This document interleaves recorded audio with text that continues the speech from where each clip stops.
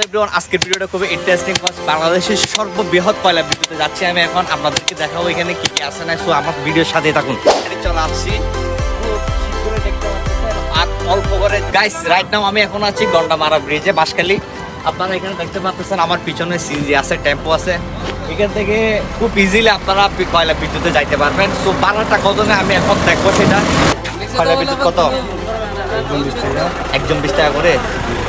কত রিজার্ভ? কত রিজার্ভ? 80 টাকা। রিজার্ভ 80 টাকা না?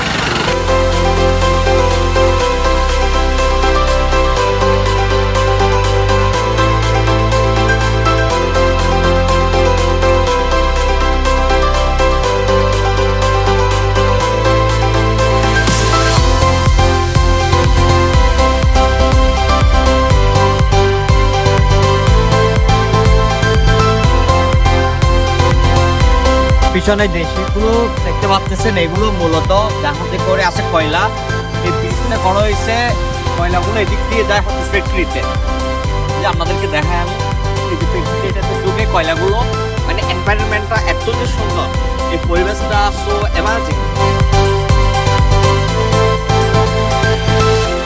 আমার পিছনে দেখতে পাচ্ছেন শিপে অলরেডি কয়লা আসছে জাহাজে। আমি আপনাদেরকে দেখাই ওই যে